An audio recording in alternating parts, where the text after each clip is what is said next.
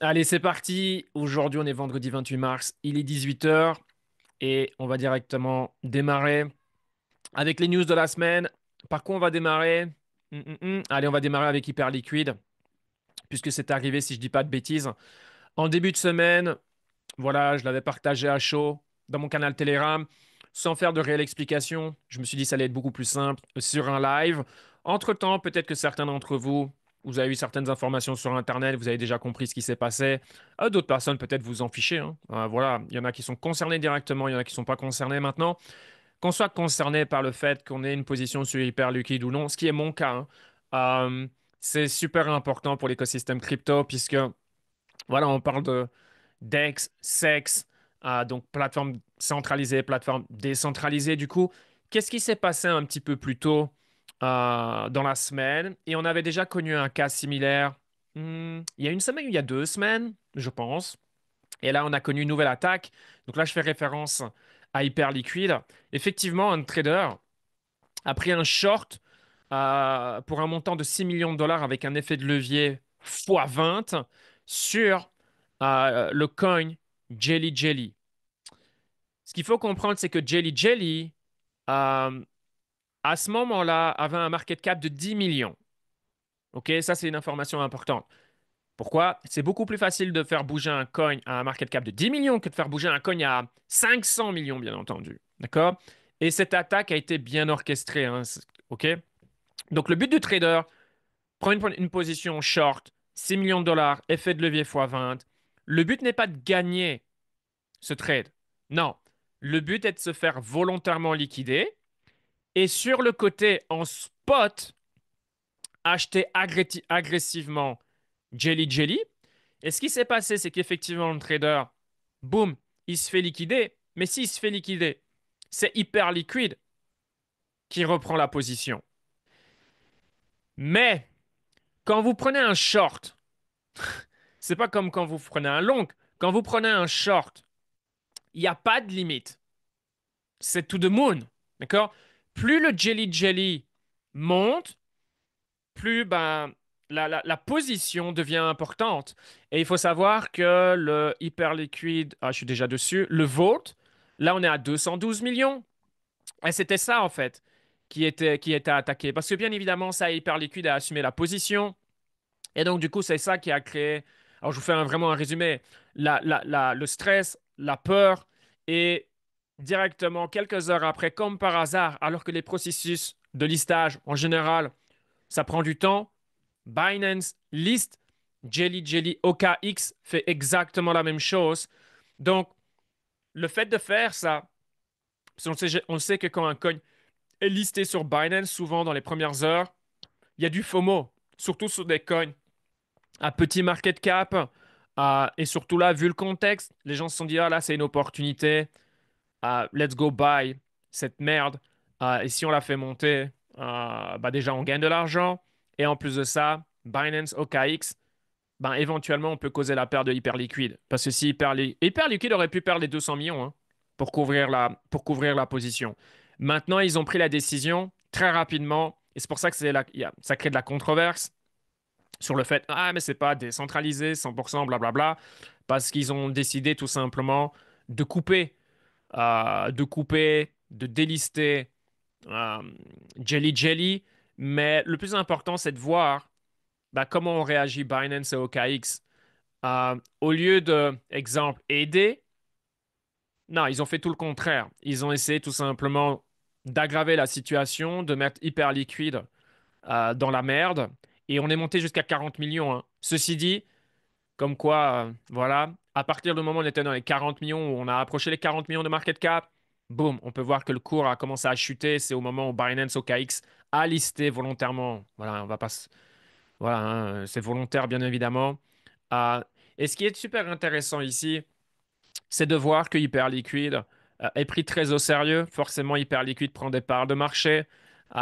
Et si Hyperliquid prend des parts de marché, bah, automatiquement, Binance, c'est de l'argent qui ne vont pas dans leur poche. Il faut comprendre que la finance, c'est un monde de requins. Il n'y a pas d'amis. Moi, je me souviens de l'épisode. Alors, c'est complètement différent. Binance, FTX. Et pour ceux qui étaient sur les marchés, souvenez-vous, et j'y croyais absolument pas un instant, quand CZ a fait semblant d'être intéressé à l'idée de reprendre FTX et comme par hasard, oh non, la situation est trop grave, je peux pas toucher à ça. Bullshit. C'était juste pour aggraver la situation, montrer au monde crypto, hey, je suis le sauveur. En gros, c'est faire parler de lui alors qu'il avait absolument aucune intention de reprendre FTX. J'en suis convaincu. L'idée, c'est simplement d'aggraver la situation et puis après, dire, oh, ouais, non, la situation, elle est tellement bad, je peux pas. Donc, les gens passent par on va dire, un- par des émotions. Ah, ok, il va sauver la situation. Ah, en fait, il peut pas. Mais il reste, aux yeux des gens, le sauveur. Puisque la majorité des gens sont dupes. Vous voyez ce que je veux dire? Ici, c'est exactement la même chose. Donc, c'est parti dans tous les sens, principalement sur Twitter. Certains ont critiqué Hyperliquid, parce que forcément, il y avait des gens qui étaient positionnés sur Jelly Jelly. Donc, forcément, bah, voilà, ça crée de la controverse. Maintenant, voilà, ça a permis de sauver le protocole, ça a permis voilà, de sauver les meubles. Et au final, ce qui est comique dans tout ça, c'est qu'ils n'ont même pas clôturé en perte, ils ont gagné 70 000 $, je crois. D'accord? Mais d'un autre côté, ce qu'il faut comprendre, et ça très peu de gens le comprennent, Hyperliquid reste jeune. Et la plateforme, enfin, je veux dire, c'est un des business les plus profitables aujourd'hui. C'est pour ça qu'aujourd'hui, voir que Binance et OKX attaquent directement Hyperliquid, c'est bon signe. Et la compétition est bonne. Ouais, c'est comme, je prends un autre exemple en ce moment, Tesla et BYD là, qui vient de Chine. C'est bien. La compétition est une bonne chose. Donc voilà, Hyperliquid a été testé 2 fois en l'espace de quelques semaines. Ça va permettre à la team d'Hyperliquid, voilà, d'améliorer le produit, peut-être de faire davantage attention à l'avenir quand on liste des faibles coins et de se protéger quand il y a des, voilà, exemple des shorts avec des positions à plusieurs millions de dollars avec des effets de levier de la sorte. Et apparemment, vous voyez le Zach BTC, je sais pas quoi, BTX là, qui va toujours rechercher les informations sur la blockchain, je sais pas comment il fait le gars. Comme par hasard, les fonds qui ont été utilisés pour prendre le train viennent de chez Binance. Enfin, je veux dire, moi, je crois pas au hasard. Clairement, pour moi, ça a été une attaque qui a été orchestrée dans le but de causer la perte de Hyperliquid parce que Hyperliquid dérange. Parce qu'aujourd'hui, l'Hyperliquid, c'est un perp et il donne cette sensation aux gens d'être sur un sexe, ce qui est très, très, très difficile de donner comme produit hein, quand vous êtes un DEX. Donc voilà, Hyperliquid, moi, personnellement, rien ne change. Bullish sur Hyperliquid, le token, bullish sur le DEX. C'est pas, c'est tant mieux d'être testé aussitôt. Bon, là, ça fait back-to-back. Bon, à voir dans les prochaines semaines. Il ne faudrait pas que ça arrive trop souvent non plus. Mais bonne réaction. Voilà, bonne réaction. Maintenant, de l'autre côté, c'est vrai. Il y a plein de gens qui vont critiquer, qui vont dire, voilà, décentralisation, mon cul. Euh, mais d'un autre côté, je dirais, ouais, mais laissez la plateforme grandir. C'est tout nouveau.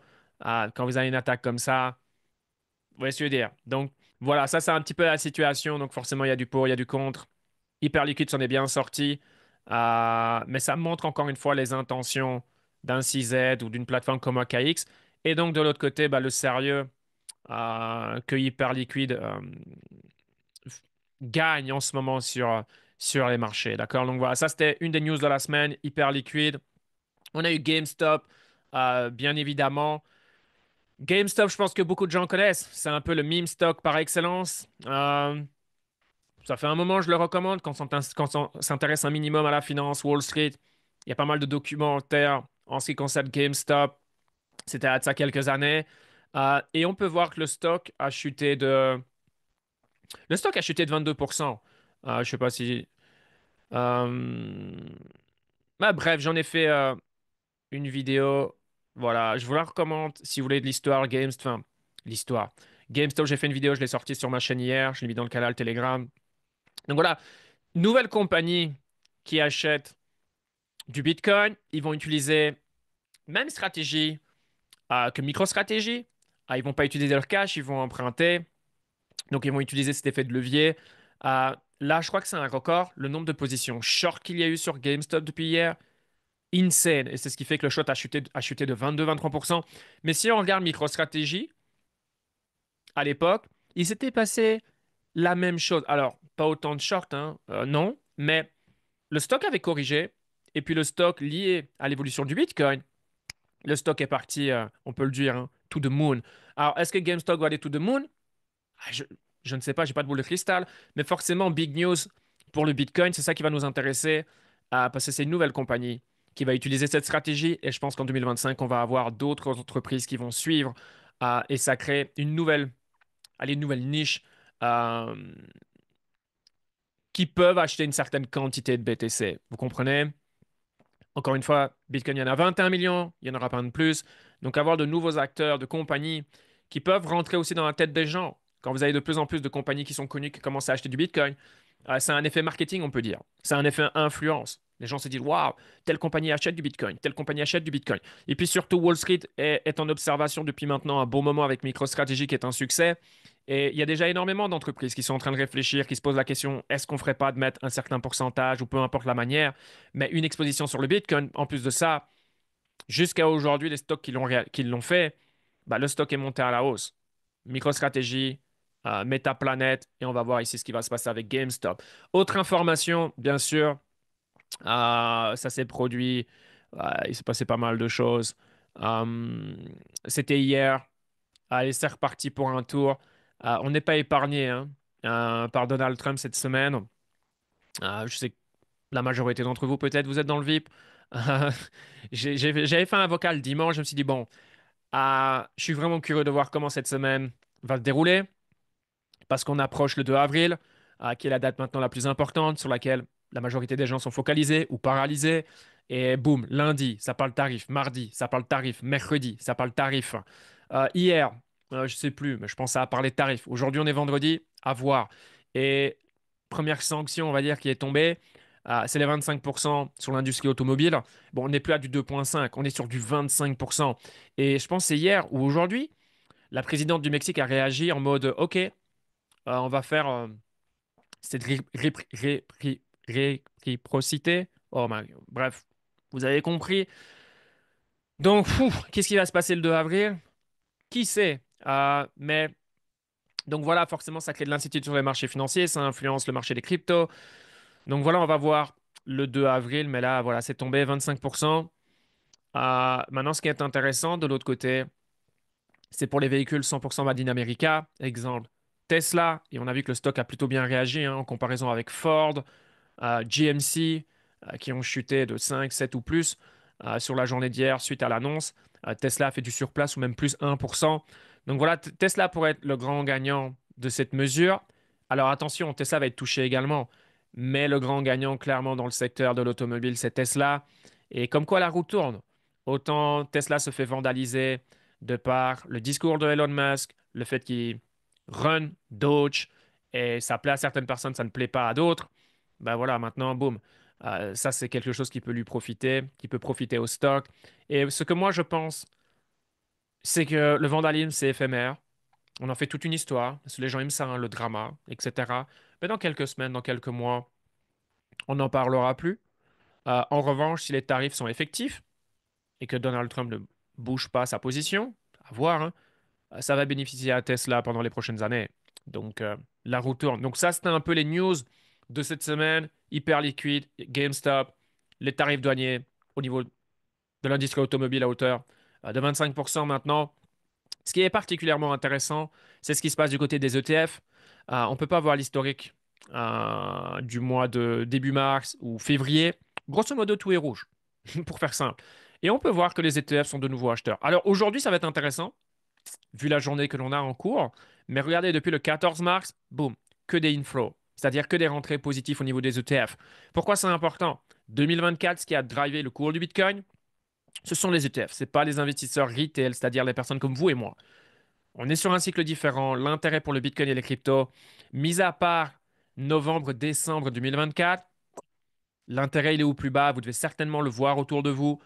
Les gens ne vont pas parler naturellement Bitcoin ou crypto, sauf si c'est des passionnés, des investisseurs comme vous, si vous le faites depuis une certaine période de temps. D'accord?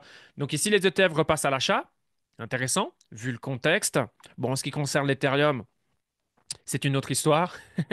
Bon, c'est rouge, mais entre guillemets, c'est pas des. Il se passe pas grand-chose, hein. Mais voilà, à surveiller. Les ETF sont de nouveaux acheteurs. Why? Bon, je sais pas. Mais en tout cas, ils sont de nouveaux acheteurs depuis maintenant 15 jours. Euh, donc ça, c'est une chose. On va arriver maintenant le 2 avril, la semaine prochaine. Forcément, le focus est lié là-dessus. Qu'est-ce qui va être annoncé par Donald Trump? Quelles sont les mesures qui vont être prises? Comment les autres pays vont réagir? Donc c'est le chaos. C'est pour ça que les gens sont sur la défensive en ce moment, ce qui est normal et je pense que c'est la meilleure approche à avoir. Encore une fois, c'est toujours la même chose, c'est lié à son portfolio, comment on est exposé, hein, qu'on s'entend bien. Mais le 2 avril, c'est la date à suivre. Dans une moindre mesure, à la deadline des taxes ici aux États-Unis, qui est, si je ne dis pas de bêtises, le 15, le 14, le 15.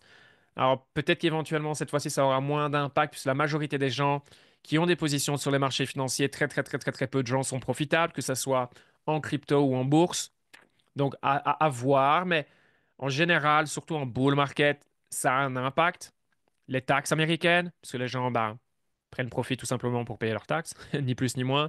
Donc à voir cette année si ça va avoir, si on va voir quelque chose sur le marché, ou ça se trouve, ça va passer crème, ni vu ni connu.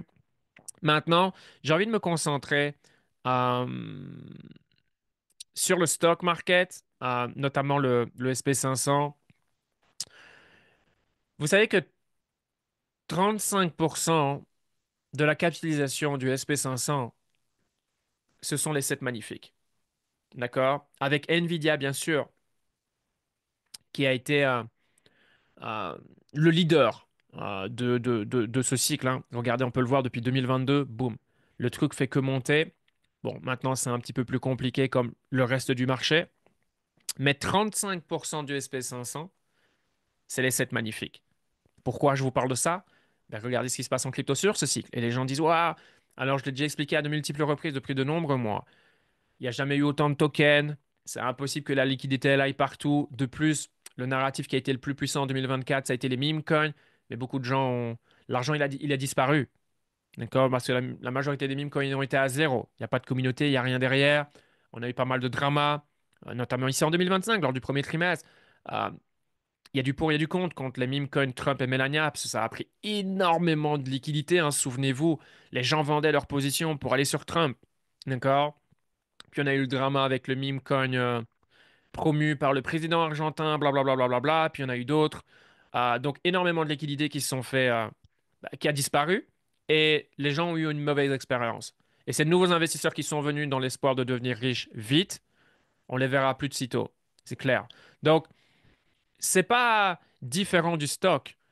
J'ai marqué ici en 2015, les 7 magnifiques représentaient 12% de la capitalisation boursière. Je ne sais pas si vous imaginez, en une décennie, il y a eu, ça a quasiment triplé l'importance des 7 magnifiques. Donc, les 7 magnifiques ont également eu un énorme impact sur la croissance du SP 500 euh, courant de ces derniers mois. Bref, depuis allez, on va dire cette nouvelle tendance haussière qui s'est dessinée euh, depuis fin 2023. On peut le voir ici, hein, c'est là que c'est parti. Là, je suis en mensuel, hein, d'accord, au cas où. Donc, voilà, juste voilà, pour les gens qui parlent beaucoup crypto, gna gna gna gna gna gna, le SP 500, les 7 magnifiques n'ont jamais représenté euh, autant parmi les 500 plus grandes entreprises américaines. Donc, il ne faut pas croire, parce que le SP 500 est aussi avec la majorité des entreprises, ça boom. Énormément d'entreprises sont dans le dur, énormément d'entreprises se cassent la gueule, comme c'est le cas de la majorité des altcoins sur le marché des cryptos. Maintenant, j'aimerais enchaîner avec l'or, puisque l'or continue de faire de nouveaux plus hauts, hein. Nouveau plus haut encore aujourd'hui, donc l'or continue de pousser. Et en fait, j'aimerais faire une transition directement avec Bitcoin. Parce que, et c'est là où ça devient super intéressant et chacun sa vision. Moi, je veux influencer absolument personne et c'est quelque chose qu'il faut, voilà, il faut réfléchir de son côté. C'est pour ça qu'il faut faire ses devoirs, comme j'aime le dire, faire ses propres recherches en crypto, Dior avec un Y, do your own research, faire ses propres recherches. Mais c'est par là que moi j'ai commencé en 2018. Je sais que certains, vous l'avez déjà entendu à de multiples reprises de ma part, mais malheureusement, la majorité des gens viennent sur les marchés et prennent pas ça réellement au sérieux. Pas mal de gens sont assez fainéants, ce qui est, je l'espère, probablement pas votre cas. On est un vendredi soir, vous êtes là sur un live, vous pouvez très bien faire autre chose, qu'on s'entend bien. Euh, mais les gens, en fait, viennent sur les marchés parce que, et c'est normal, on veut gagner de l'argent, on veut tous gagner de l'argent. Mais très souvent, on vient parce que on a été influencé par Internet, on a été influencé par une personne. Et souvent, les gens viennent avec un discours qui est très très loin de la réalité, euh, et les gens vont faire du gambling. Voilà, très peu de gens viennent avec un mindset d'investisseur. Les gens ont plutôt une approche court terme. Et c'est pour ça que les gens sont amenés à perdre. Pour faire les choses simples. Personnellement, en 2018, au lieu de me courir sur de courir sur les altcoins, de me précipiter, etc., je me suis focalisé principalement sur le Bitcoin. Comprendre Bitcoin parce que bah, j'ai compris que c'était potentiellement une opportunité unique, potentiellement une opportunité qui pouvait me permettre d'aller au next level et peut-être même de littéralement changer ma vie. Et ben, top pour moi, on va dire, c'est que j'ai eu le déclic assez rapidement. Après, encore une fois, il y a pas de chance. Parce que ce que j'ai fait, ben, très peu de gens l'ont fait. C'est-à-dire payer euh, ben, plusieurs milliers de dollars pour se former. Il n'y a pas beaucoup de gens qui le font. D'ailleurs, je me souviens à l'époque, en francophonie, on a été deux à le faire. Et à l'époque, l'autre qui l'a fait, il était déjà millionnaire. Ouais, c'était pas mon cas du tout à l'époque. Donc la représentation de l'investissement qu'il a mis sur la table pour se former était très différent du mien. Et j'ai investi plus dans ma formation que ce que j'avais mis sur le marché à l'époque. Mais ça m'a permis de gagner énormément de temps et de penser directement, selon moi, de la bonne manière, non pas en USD, mais de penser en BTC. J'ai toujours été focalisé sur le marché des cryptos, sur accumuler, accumuler, accumuler du BTC. Et regarder mon portfolio principalement en BTC parce que c'est ça qui m'importe, parce que l'USD, j'y crois pas, je crois pas au système fiat. Ah, mon pouvoir d'achat va faire que diminuer à travers le temps. En revanche, si on a un horizon de temps de minimum 4 ans, qu'on regarde l'historique et plus on va avancer avec cette adoption, notamment que l'on a depuis maintenant 12 mois de la part des institutionnels, des compagnies, probablement des nations qui va arriver dans les prochains mois, dans les prochaines années, le Bitcoin va être amené en fait à croître et de continuer à croître encore et toujours. Et je vais y revenir dans quelques instants parce que c'est pas le seul. Donc, ça, pour moi, c'est le graphe le plus important. C'est pas BTC USD. Bien sûr que c'est celui qu'on regarde le plus, mais le plus important pour moi, c'est BTC Gold. Parce que BTC représente une valeur refuge et pour moi, c'est l'or 2.0. D'ailleurs, on peut voir que de plus en plus de gens parlent du BTC comme étant l'or digital. Ben, si c'est l'or digital, si vous le considérez comme BTC Gold 2.0, ben, c'est le chart le plus important. Euh, Parce que c'est de la manière dont on perçoit l'or, d'accord? Et malheureusement, trop de gens sont focalisés sur l'USD, sur le marché des cryptos. Et je le vois avec mon portfolio en comparaison avec d'autres personnes et puis les mêmes personnes qui adoptent cette stratégie en pensant en BTC très souvent. Mais qu'est-ce qui se passe? Les gens ont une valeur USD, parce que c'est ce que les gens aiment, une valeur USD beaucoup plus importante. Pourquoi? Parce que le BTC vous donne un effet de levier à travers l'augmentation de son cours au fil des temps, au fil du temps, au fil des années. D'accord? Et si aujourd'hui on prend l'or, je l'ai noté ici parce que, attention, hein, le silver, l'argent, il fait que croître depuis 9000 ans. 9000 ans de croissance. Si maintenant on prend l'or, alors, on va pas savoir le voir ici, hein. J'ai un historique depuis combien de temps ici, moi? C'est quand même pas mal, hein. Depuis quoi? 97, j'avais 7 ans. Euh, mais l'or, en gros, c'est haussier depuis 4000 ans. Vous voyez où je veux en venir? Vous prenez maintenant le SP 500, il est haussier depuis 150 ans. Bitcoin est haussier depuis 16 ans. C'est le début. C'est le début. Et Bitcoin va continuer à s'apprécier encore et toujours. Donc, ma question, en fait, c'est est-ce que on s'arrête à un moment d'accumuler un actif qui est amené à croître indéfiniment et donc, par conséquent, continuer à prendre de la valeur, et je vais dire tous les 4 ans, tous les 4 ans, tous les 4 ans, tous les 4 ans, tous les 4 ans, tous les 4 ans. Regardez l'argent, regardez l'or, regardez même le marché obligataire. Depuis 300 ans, le truc, il est haussier. Le SP 500 est haussier depuis 150 ans. Vous pensez que le Bitcoin va aller dans quelle direction? D'autant plus que le Bitcoin, c'est des mathématiques. Vous avez 21 millions de Bitcoin. D'accord? La demande est de plus en plus importante, mais l'offre, on ne peut pas la modifier. D'accord? C'est 21 millions, 7% du supply est apparemment perdu à tout jamais. Plus on va avancer, plus avec le processus de halving, bon, bah, des nouveaux Bitcoins bientôt. Vous voyez ce que je veux dire? Ça va pas satisfaire la demande. Et si on reprend l'or, comment l'or ça a fonctionné à travers le temps? vous avez différentes manières d'opérer. Vous avez les lingots d'or, ça c'est euh, conserver votre richesse familiale, d'accord? Vous avez ensuite les pépites qu'on va mettre à l'époque, tu sais, des petits trucs, des petits portefeuilles, enfin, c'est pas des portefeuilles, mais des petites bourses, des petites bourses en cuir. On a tous déjà vu des films comme ça. Et vous mettez vos pépites d'or. Et ces pépites d'or, vous allez les utiliser pour faire des achats conséquents. D'accord? Parce que les lingots d'or, on met ça dans un coffre-fort, on protège ça, on voyage pas avec ces lingots d'or. D'accord? Les lingots d'or représentent notre richesse. Les pépites, on va les utiliser pour faire les achats, mais conséquents. Et ensuite, on va avoir les poussières d'or dans une autre petite bourse où là, c'est ce qu'on utilisait pour, voilà, acheter, je sais pas moi, acheter de la nourriture, acheter ce genre de choses. Ça va être exactement la même chose avec le Bitcoin. Aujourd'hui, on parle en Bitcoin. D'ici 5 ans, il est fort probable, on parle plus en BTC, on va parler en Satoshi. Vous voyez ce que je veux dire? Et l'unité de mesure également sera Satoshi, non plus. Oh, ça représente autant de USD. Ça n'aura plus aucun sens quand le BTC sera 1 million de dollars ou 5 millions de dollars ou 10 millions de dollars de parler en BTC. Et plus on va avancer, plus il va être difficile pour une personne lambda d'acquérir un BTC. Et ça va aller beaucoup plus vite que vous ne le pensez. Imaginez si dans 5 ans, effectivement, le BTC flippe l'or, le BTC est à 1 million de dollars. Imaginez-vous à quel point il sera très, très, très, très compliqué pour une personne lambda d'acquérir un Bitcoin. D'autant plus que plus on avance, forcément, plus le prix augmente, plus un actif augmente, moins les gens sont vendeurs. C'est juste de la psychologie. D'accord? Et regardez où on est aujourd'hui, en comparaison avec il y a 4 ans. Mais est-ce que vous arrivez à vous projeter dans 4 ans, dans 5 ans, si un Bitcoin est à 1 million de dollars? Il y aura de moins en moins de gens qui seront prêts à vendre leur Bitcoin. En fait, mon message, c'est que on est encore très très tôt, malgré ce que les gens pensent, parce qu'on est à 83 000 dollars. En fait, le plus important ici, c'est de comprendre que Bitcoin va continuer à croître indéfiniment, comme le fait l'or depuis 4 000 ans, l'argent depuis 9 000 ans, le SP500 depuis 150 ans. Bitcoin va prendre la même direction. Alors, est-ce que je vous recommande de faire all-in? Je ne vous dis pas ça.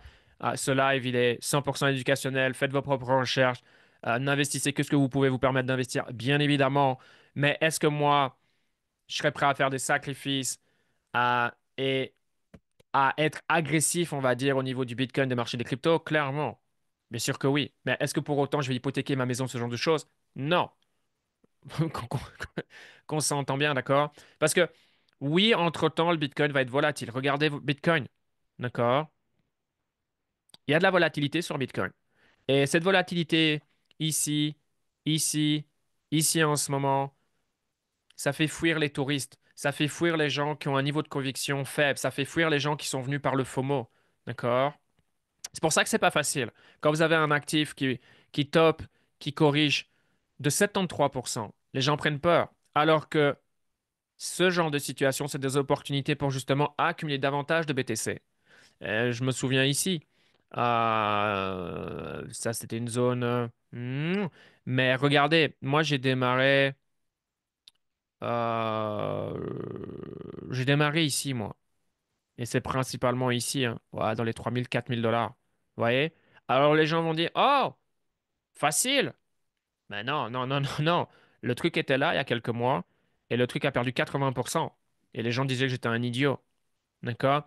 En fait, mon message, ne vous concentrez jamais sur le prix de quelque chose. Concentrez-vous sur la valeur. Ici, en l'occurrence, Bitcoin. Et c'est là où les gens font l'erreur. Les gens se disent, ouais, c'est cher, 83 000 dollars. C'est pas comme ça qu'il faut voir les choses. Absolument pas. On va connaître Bitcoin, enfin, je le souhaite, hein, à valoir peut-être 10, 15, 30, 30 millions de dollars. Et je pense que d'ici 5 ans, ce sera fini de penser en USD. Ça n'aura plus aucun sens. D'autant plus que on parle toujours de l'or, mais il ne faut pas oublier que plus on va avancer, plus le dollar va continuer à être de plus en plus faible. Donc on a un Bitcoin qui devient de plus en plus ferme, on a un fiat qui devient de plus en plus faible.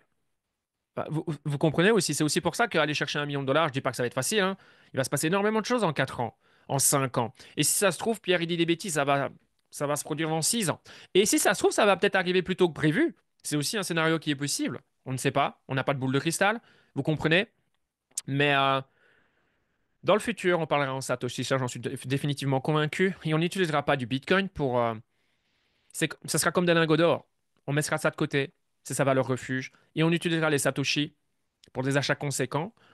Et on utilisera surtout, bon, je pense que c'est ce qui est le plus intelligent, les altcoins, les profits éventuellement qu'on fait sur les altcoins pour acheter des choses dans la vie de tous les jours. Mais on n'utilisera pas ces bitcoins. Plus on avance, moins les gens vont utiliser du bitcoin pour. Enfin, vous n'utilisez pas du bitcoin pour acheter un véhicule. Enfin, le véhicule va vous coûter vraiment cher. Déjà que les véhicules vont augmenter ici avec les tarifs. Alors si on prend, imaginez vous achetez un Range Rover à 130 000 euros, mais vous payez avec 1,5 Bitcoin, quelque chose comme ça. Putain, il va vous coûter cher votre Range Rover. Non. Pour acheter un Range Rover à 130K, on va se débarrasser du fiat. D'accord? On va se débarrasser de ce shitcoin qui va continuer à perdre de la valeur. On va pas acheter un range à 130 avec un actif qui va être amené à croître à travers le temps. D'autant plus que le véhicule, à partir du moment où on l'achète, il perd en valeur. Bref, c'est un autre sujet. Donc, ça paraît assez simpliste, mais là, pour moi, ça peut valoir potentiellement des millions de dollars en fonction de comment vous jouez le jeu sur les 4, 5, 10 prochaines années, en fonction de où vous êtes aujourd'hui. Euh, un Bitcoin peut être suffisant pour valoir 1 million de dollars, même si je crois qu'1 million de dollars, dans 4 5 ans, ça ne vaut plus que ça valait il y a 10 ans, il y a 20 ans en arrière, bien sûr. Je pense qu'on vit dans un monde où avoir 1 million à l'époque, c'était waouh! Aujourd'hui, ok, c'est cool, hein? Bon, c'est plus aussi significatif. Je pense que dans 5 ans, forcément, ce sera encore moins significatif. Mais il y aura un moment où 0,25 Bitcoin, 0,20 Bitcoin aura une valeur de 1 million d'euros sur le marché. J'en suis convaincu quand le Bitcoin sera à 4, 5 millions. D'accord? Et on peut avoir une sacrée compression, hein. Imaginez-vous quand on a de plus en plus de compagnies qui l'adoptent, de plus en plus de gouvernements, des nations, ça peut aller très, très, très vite. On peut avoir des mouvements violents sur le Bitcoin. Et je pense que le FOMO qu'on va connaître prochainement, on n'aura jamais connu rien de tel. Pourquoi? Parce que là, on ne peut pas aller plus haut que de nations, que de grandes entreprises. Tout ce qui s'est passé ici, c'est principalement réalisé avec des gens comme vous et moi, c'est-à-dire des retail. Là maintenant, on- c'est plus pareil. Tout le monde est tout le monde est dans le train et la force acheteuse est plus pareil. Quand on voit que des compagnies viennent et oh, GameStop par exemple, oh, on va acheter pour 1,4 milliard. Et vous allez surtout voir de plus en plus de gens utiliser Bitcoin comme, hey, je touche pas à mes bitcoins, je veux pas, je ne vends pas mes bitcoins, mais voilà, c'est une preuve de, voilà, ça a une telle valeur, et grâce à ça, laisse-moi emprunter. Ça, c'est le futur. Les gens n'auront même pas besoin de vendre bitcoin. C'est comme une garantie, et les gens vont emprunter et vont continuer à buy. Ça, c'est le présent, mais c'est le futur. C'est ce qu'on va voir dans les prochaines semaines, dans les prochains mois. Donc, c'est vraiment le moment aujourd'hui. Certainement pas de décrocher. C'est le moment de faire la différence. Moi, les meilleures opérations ont été réalisées ici, ici, et il est où le Covid? Et ici, ouais. Et le Covid, hein, putain, le Covid, ça a été incroyable. Donc, ici, ici et ici. Et c'est là où c'est le plus dur psychologiquement parce que le monde entier, le monde autour de vous vous dit de ne fais pas ça, ne touche pas à ça, il faut vendre, il faut vendre. Non. C'est comme ici. Moi, je l'ai expliqué, je l'ai dit. Bon, après, voilà, chacun a ses propres raisons. Et c'est pour ça qu'il faut jamais copier-coller quelqu'un. Parce que vous savez jamais pourquoi il achète. Vous connaissez pas sa situation financière, sa stratégie, sa vision, etc., etc. Mais moi, j'étais acheteur à 82 ou 80, à 84, 82, 78. À chaque fois qu'on descend automatiquement, j'achète davantage.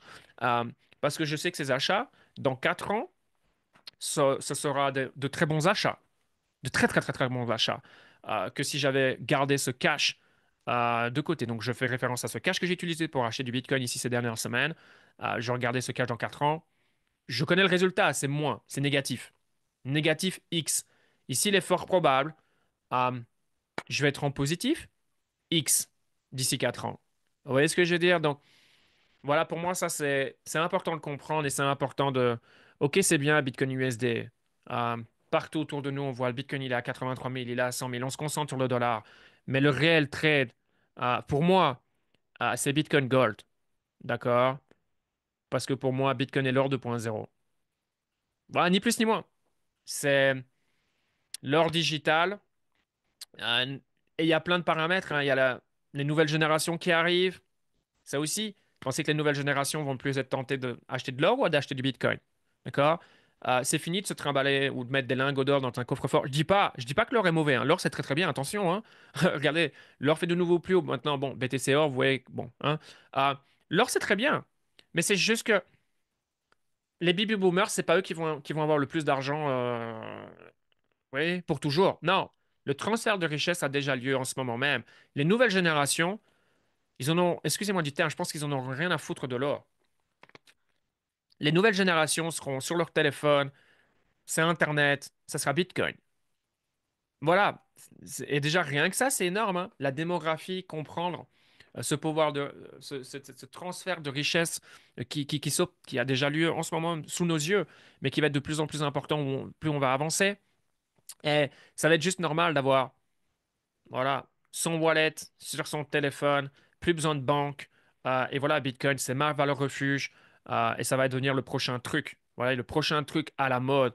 Et si tu n'en as pas, tu vas devenir has-been. C'est pas encore le cas aujourd'hui. Mais croyez-moi, dans 4 5 ans, les gens vont vous regarder bizarre si vous n'avez pas des fragments de Bitcoin, hein, sur votre portfolio. Et ceux qui auront plusieurs Bitcoins, waouh. Et je vais clôturer là-dessus. Le Forbes 500 dans 5 ans, allez faire un screenshot aujourd'hui. Regardez à quoi il ressemble. Vous allez voir. Comme les compagnies tech. Les compagnies tech. Non. Non, attendez.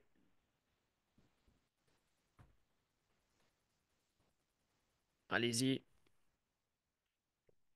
Hmm.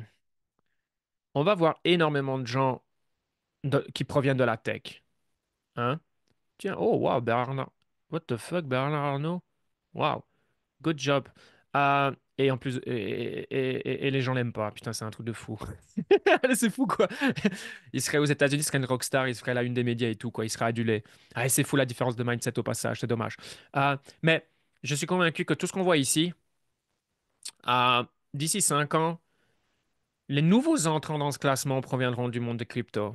Parce qu'on va avoir de plus en plus de nouveaux milliardaires, que ce soit des CZ, des jumeaux Winklevoss, bien évidemment des gens qui sont derrière des plateformes, mais également des traders. Aujourd'hui, les traders qui font le plus d'argent sont en crypto. C'est pas pour rien que de 20 à 32 ou 33, là où il y a le plus de millionnaires, c'est quand même exceptionnel, c'est les cryptos. C'est les cryptos. Et regardez Bitcoin. Bitcoin surclasse absolument toutes les classes d'actifs, le SP500 bien sûr, n'importe quoi, si on regarde dans les 10 dernières années.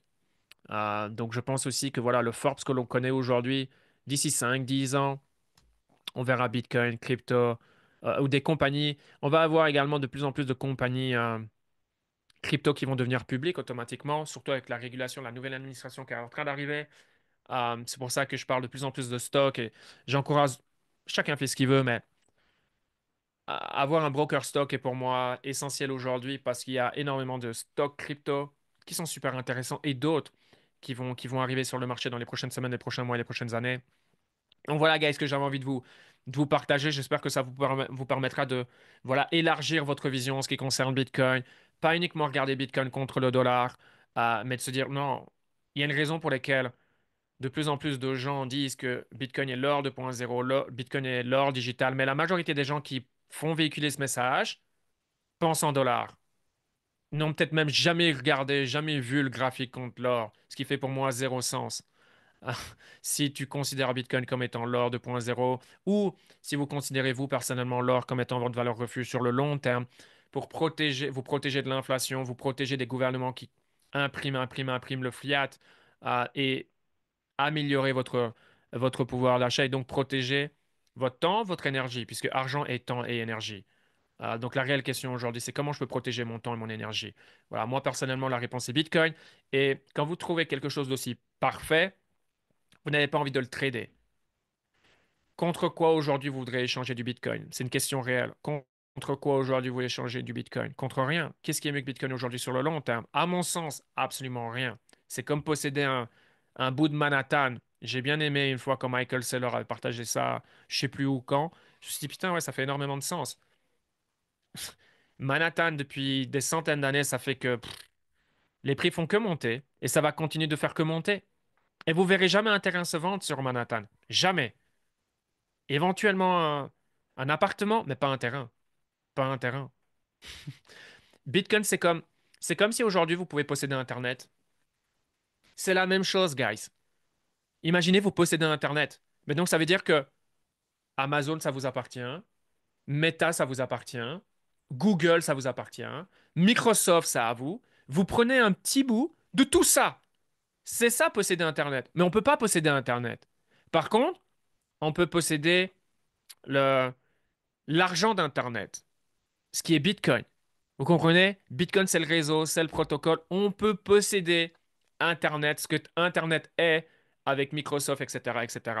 Ce Bitcoin, forcément, ben voilà, a développé un nouvel écosystème. Voilà, la crypto, c'est un marché qui va continuer à grandir, continuer à mûrir, bien évidemment. Et c'est pour ça que c'est une chance unique. Aujourd'hui, on peut avoir le terrain. Vous verrez aucun terrain qui se vend à Manhattan. Jamais. Impossible. Ça se vend pas. Vous vendez pas. Déjà, même vendre, c'est rare. Pourquoi? Parce que vous savez que tous les 10 ans, tous les 10 ans, tous les 10 ans, le truc il fait que monter. Donc pourquoi vendre? Bah, c'est la même chose avec Bitcoin. Imaginez-vous les gens qui sont arrivés et qui ont vendu ces derniers jours, ces dernières semaines. Alors je ne dis pas, hein, bien sûr qu'en tant que trader investisseur, surtout qu'il faut réaliser une chose, on n'est pas des hedge funds. On n'a pas des centaines de millions de dollars ou même la gestion du risque, elle est complètement différente. Ça, on opère différemment qu'une personne retail qui investit pour lui-même. Bien sûr qu'on va profiter de la volatilité. Bien sûr qu'à un moment donné, chacun sa stratégie, mais quand on est proche d'un top, on vend. Bien sûr que je vends du BTC. Bien sûr qu'il y en a que je vends pas, mais bien sûr qu'il y en a que je vends. Parce que si je peux vendre proche d'un top et qu'après je rachète trois fois plus bas, qu'est-ce qui se passe? J'en ai trois fois plus. Et c'est ce qui s'est passé pour moi le cycle précédent. D'accord? C'est profiter de la volatilité de cet actif pour en accumuler davantage. On buy quand c'est cheap, on vend une certaine partie quand c'est cher, pour en racheter bah, quand c'est cheap, et on continue la boucle. Et quand les altcoins sont haussiers, là ça va être dur pour le moment, et c'est vrai que j'ai pas encore parlé des altcoins, bah, on profite de la hausse des altcoins pour accumuler du Bitcoin. Et c'est là où énormément de gens sont devenus très très très riches avec les cryptos. C'est en profitant de la hausse des altcoins. Euh, le problème ici sur ce cycle, c'est qu'on n'a pas encore vraiment eu l'occasion de profiter de la hausse des altcoins pour justement accumuler du Bitcoin. Parce que des fois, à 0,10 Bitcoin, boum, à la sortie, vous avez un Bitcoin. Alors je sais, il y a plusieurs prises de profit, mais des fois, il y a des altcoins qui font x40 contre le BTC. Et ça, c'est des choses qu'on a connues à chaque cycle. Chaque cycle, on a connu ce genre de choses. Mais on n'a pas encore connu sur ce cycle. Et d'ailleurs, au niveau des altcoins, bon là, par contre, j'ai une mauvaise nouvelle, hein. Là, pour le coup, c'est pas la meilleure des manières pour terminer un show. Euh, mais regardez, c'est dégueulasse, hein. Pour le coup, Ethereum, c'est chaud, hein. Regardez Ethereum. C'est pas fini, les amis. Et regardez, pour moi, c'est pas fini. On peut, pour moi, il faut qu'on trouve ce support ici. J'avais partagé ce graphe il y a des semaines en arrière. C'est pas fini, Ethereum. On peut aller encore 20% plus bas. On peut encore aller chercher 20%, que ce serait totalement normal. Et si ça se trouve, le marché a besoin d'aller ici pour ensuite, boum. Après, ensuite, Ethereum a quasiment multiplié a fait 5 fois mieux que Bitcoin. C'est, c'est pas impossible. C'est vraiment pas impossible qu'Ethereum vienne trouver son support et se poser ici pour ensuite, boum. Et puis, également au niveau altcoin, ça va être vite fait. C'est ceci, les amis, hein. Oh, tiens, mensuel, pourquoi pas. En général, on est en weekly, mais voilà, mensuel, pas mal aussi. Regardez la dominance monde, on est quasiment à 62%. On n'a pas d'Alcon Season. Bien sûr, il y a toujours des alts qui vont tirer leur épingle du jeu, qui font des choses intéressantes. J'ai partagé Sui est un des top coins où graphiquement, c'est ce qu'il y a le plus intéressant. Bon, avec la journée d'aujourd'hui, c'est un petit peu plus dur, hein. Il perd 7-8% à mon avis. C'est tout à fait normal. Bitcoin, il perd déjà 4%. Mais bien sûr, il y a toujours des alts, toujours des choses à faire. Mais regardez ici, hein. Il faut que le Bitcoin chute, que la dominance chute et que la liquidité aille sur les alts. Et je pense que ça va arriver. Et plus les gens pensent que oh, il n'y en aura pas l'Alcon Season, d'Alcon Season, d'Alcon Season, plus je pense que c'est probable qu'on en ait une. Maintenant, il faut prendre son mal en patience. Et on verra quand ça arrivera. Mais je serais pas étonné que ça arrive au moment où les gens s'y attendent plus. Euh, Comme Bitcoin, pour ceux qui sont expérimentés, qui sont là depuis un certain nombre d'années, vous savez que Bitcoin a tendance à souvent faire ce à quoi les gens s'attendent le moins, et ce dans les deux sens. Et forcément, Bitcoin influence le reste du marché. Donc, à suivre de près, et je ne serais pas non plus étonné si on a des ETF qui sortent. Vous voyez qu'il va se passer des choses courant de l'année, j'en suis convaincu. Surtout quand on voit comment l'administration Trump agit, passe à l'action de manière assez générale, mais ce qui nous intéresse d'un point de vue crypto, il y a déjà eu énormément de choses qui ont été faites. Donc, je ne serais pas étonné qu'en 2025, on va avoir des catalyseurs qui peuvent permettre au marché de partir, créer une vague, créer du FOMO. Et puis après, les choses peuvent aller vite, hein. Surtout quand tout est oversold, les volumes sont faibles. Et si ça vient avec d'autres events, ça peut aller. Le marché peut se retourner très, très, très, très, très vite. Maintenant, on verra comment ça va se passer. Je regarde un petit peu dans le chat. Ah, ben, il y a juste un message. Probablement, vous étiez focus, guys. Euh, Par rapport aux attaques, donc c'est hyper liquide, va-t-il se sécuriser plus fort? Bah écoute, moi je travaille pas avec hyper liquide, mais c'est ce qu'ils ont fait. Bien sûr que c'est. Là, Jeff, qui est le fondateur derrière, c'est une personne expérimentée, hein. Il travaille il a travaillé pour pas mal de plateformes centralisées avant de se dire, putain, il y a vraiment une opportunité ici. Et c'est comme ça qu'il a créé Hyperliquid. Euh, et c'est normal qu'un nouveau protocole, quelque chose de nouveau qui fonctionne très bien se fait attaquer. C'est normal. Et guys, la finance, c'est un monde de requins. Il n'y a pas de pitié. D'ailleurs, la preuve, ce qui s'est passé ici, ils ont essayé de couler Hyperliquid, mais ça fait deux fois ça a échoué. Euh, donc non, ils vont serrer la vis.